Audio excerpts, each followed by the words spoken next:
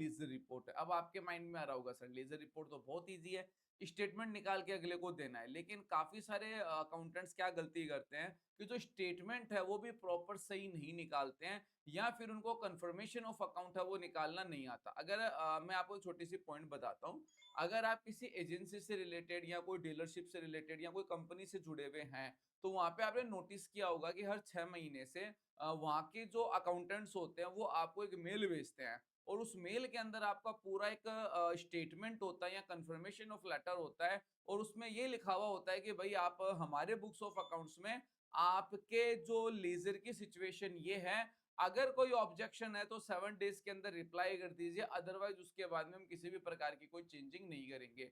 तो वो जो मेल हमारे पास में आती है वो प्रॉपर फॉर्मेट में आती है, प्रॉपर एक लेटर बना हुआ आता है, सब कुछ हेडर फुटर वगैरह डिस्क्रिप्शन वगैरह काफी प्रोफेशनली बना हुआ आता है। और हमें ये लगता है कि यार इसको बनाना कितनी माथापच्ची वाला काम होगा, तो मैं आपको बता दूं कोई माथापच्ची का काम नहीं है, सेकंडों के अंदर काम होता है। यूं मानिए कुछ करना ही नहीं पड़ता है, ये टैली का खुद का फीचर और ये ऑटो काम करता है। तो ये किस तरह से करता है आइए इसके बारे में जानते हैं। तो अब लेजर रिपोर्ट है, ट्रेडिशनल तरीके से चलाते हैं और देखते हैं इसमें क्या क्या चीजें एडवांस है। तो मैं डिस्प्ले मोड रिपोर्ट में गया, अकाउंट्स बुक में गया, सिंपल लेजर, और हम जैसे मान लो यहाँ पे एक पार्टी ले लेते हैं, जैसे मित्तल ले लेते हैं, और मैंने मित्तल वाली पार्टी को ओपन करा, ठीक है। और यहाँ पे मैं इसको अप्रैल का डेटाबेस ले लेता हूँ क्योंकि फिर डेटाबेस बहुत ज्यादा बड़ा बन जाएगा। अब आप देखिए कि अप्रैल मंथ का जो भी स्टेटमेंट है वो आपके सामने आ चुका है। अल्टर F1 प्रेस करेंगे, डिटेल वगैरह आ जाएगी, वो उतना कोई विशेष इशू नहीं है। अब यहाँ पे मैंने काफी जगह देखा है कि अकाउंटेंट्स होते हैं वो जो स्क्रीन होती है इसको कंट्रोल ई प्रेस करके या इसी का ही प्रिंट आउट निकाल के या इसी स्क्रीन को मेल कर देते हैं, डाटा को एक्सपोर्ट कर देते हैं, ये कह के भाई ये आपका स्टेटमेंट है। तो ये तरीका एकदम गलत है।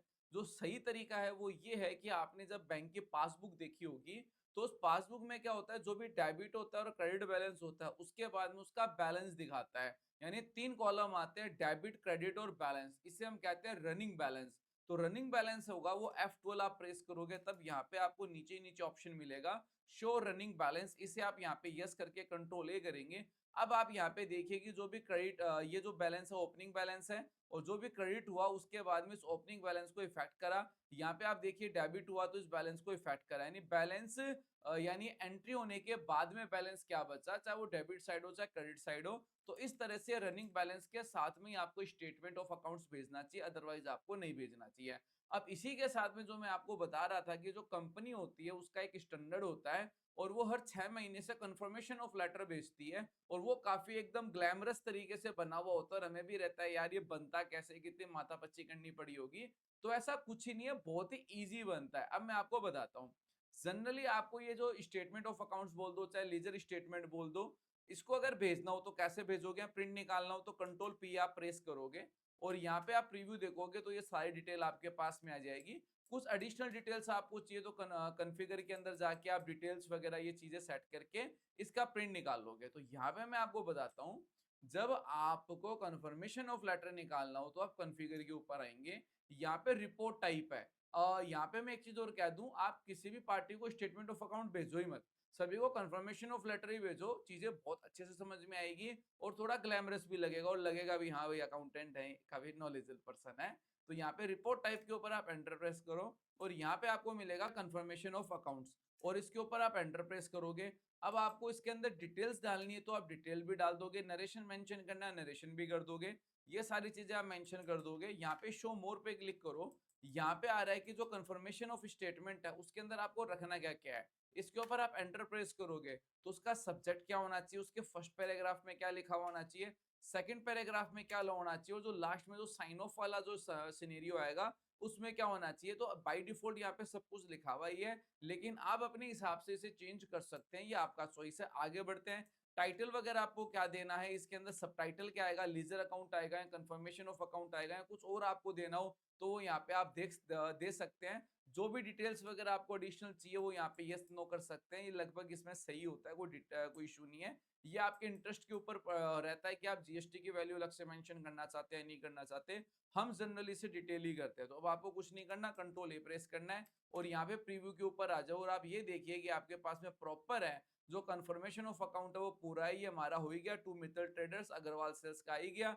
यहाँ पे डिटेल्स वगैरह पूरी लिखी हुई है, जो भी उसमें डेटा है यहाँ पे जो भी पेमेंट हमने किया है, यहाँ पे लेफ्ट साइड में बैंक के आगे जो भी हमने खरीदा है वो डेट टू डेट सारे बैलेंस के साथ में आपके पास में आ चुकी है। आराम से पेज डाउन वगैरह करोगे, लास्ट में जो टैक्स था वो यहाँ पे इस तरह से आ जाएगा। तो ये हमारा कंफर्मेशन ऑफ अकाउंट होता है। इसको भेजने में भी कोई ज्यादा माथापच्ची नहीं करनी होती। प्रीव्यू देख के आप देख सकते हैं मेल का बटन आ रहा है, इस पे आपको बस क्लिक करना होगा। और अगर आपने अपनी ईमेल आईडी टैली में जोड़ के रखा है तो यहाँ से ही डायरेक्ट मेल चली जाएगी, टेक्स्ट वगैरह सब कुछ ऑटो चला जाएगा। टैली से डायरेक्ट ईमेल कैसे सेंड करते हैं, यानी आपको अपना जीमेल ओपन करने की जरूरत नहीं है। आपका जीमेल टैली में ही कनेक्ट हो जाता है और सारे काम ऑटोमेटिक हो जाते हैं। ये अगर आपको नहीं पता है तो मेरा इसका एक वीडियो काफी पहले अपलोड किया गया है और जिसका लिंक डिस्क्रिप्शन बॉक्स में भी और आई बटन में भी, उसे आप वॉच करके अपनी ईमेल आईडी को डायरेक्ट टैली से भी अटैच कर सकते हैं। तो ये मैंने एक लेजर रिपोर्टिंग का एक छोटा सा कमांड बताया। अब इस लेजर रिपोर्टिंग के अंदर आपके पास में रिमाइंडर लेटर भी आता है और भी काफी सारे कमांड्स आते हैं। इनको भी अपने स्टेप बाय स्टेप जान लेते हैं। अब यहाँ पे भी देखो काफी बार ऐसी सिचुएशन आ जाती है कि हमें क्लाइंट को सिर्फ डेबिट साइड का ही बैलेंस भेजना है या क्रेडिट साइड का ही भेजना है। तो मैंने काफी सारे अकाउंटेंट्स को देखा है कि इसकी पूरी डिटेल वो एक्सेल में लेके जाते हैं, फिर फिल्टर वगैरह लगाते हैं, फिर क्रेडिट साइड का बैलेंस डिलीट करते हैं, डेबिट साइड का बैलेंस डिलीट करते हैं। तो ऐसा करने की जरूरत नहीं है। यहाँ पे कमांड बेसिस ऑफ वैल्यू दिया हुआ है, इसके ऊपर आप जाओगे, ये वाला कमांड है बेसिस ऑफ वैल्यू, क्लिक करोगे, कंट्रोल के साथ में वी प्रेस करोगे आप। और यहाँ पे देखो टाइप ऑफ वाउचर एंट्रीज आ रहा है, इसके ऊपर एंटर प्रेस करोगे। ऑल वाउचर में तो डेबिट क्रेडिट दोनों साइड की आ जाएगी। आपको सिर्फ डेबिट एंट्री चाहिए, क्रेडिट एंट्री चाहिए, तो आपको जैसे डेबिट चाहिए तो डेबिट वाली पे एंटर प्रेस करके कंट्रोल ए कर दो, तो हमारी ये पेमेंट की दो एंट्री है, ये आप डायरेक्ट भेज भी सकते हो। तो काफी बार ऐसी सिचुएशन होती है, क्लाइंट कह देता है कि नहीं भाई मेरी तो सिर्फ जमा जमा की हुई एंट्रियां मेरे को भेज दो, मैं बस उसको चेक कर लूं, पूरे स्टेटमेंट की जरूरत नहीं है। तो यहाँ पे भी अपने को इस तरह के ऑप्शंस मिल जाते हैं। बाकी इसके अंदर जैसे आपके पास में कंट्रोल जे के अंदर आपके जो बीपीबीआर के जो कमांड्स होते हैं उनके ऊपर भी आप डायरेक्ट जंप कर सकते हो। तो ये मैंने एक छोटा सा आपको लेजर वाउचर्स के बारे में बताया। अगर इसमें कुछ नया आपको मिला हो तो कमेंट सेक्शन में मुझे बताना ना भूलिएगा। अब हम चलते हैं हमारे अगले फीचर के ऊपर।